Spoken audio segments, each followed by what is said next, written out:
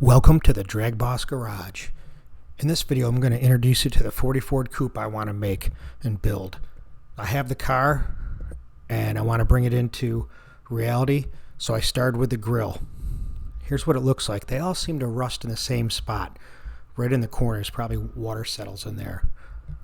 So I sanded it down to see what kind of metal I'm working with, and I've never done any kind of patchwork like this. But I watched some YouTube videos and I said, you know what, I can do this. Now here's the other side. It doesn't look too bad until you sand it down and start seeing what you got after you get that paint off there. That upper corner is all rotted out. It's all porous there. So I ended up taking and replacing that whole area. You can see I cut that out and made a patch out of some steel. Here's the other side. Same thing. And I used a piece of cardboard for a template. Fit it in there, and then I welded it. Now, I'm not the best welder, that's for sure, but I think I can get a good handle on this and getting better over time. Kind of warped a little bit, but I sanded it down and I started massaging the metal. See what I could do to get it better.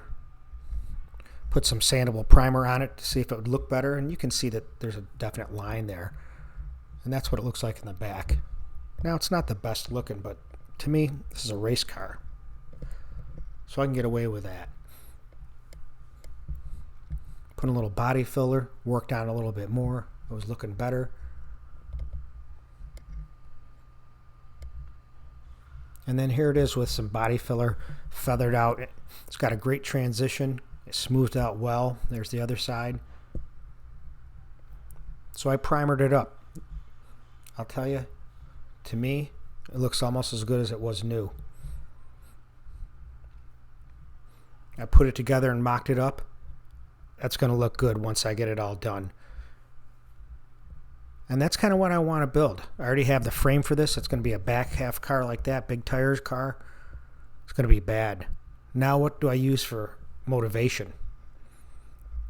427 aluminum DragBoss Cleveland, or 340 cubic inches of high port pro stock Cleveland. Stay tuned. You'll find out.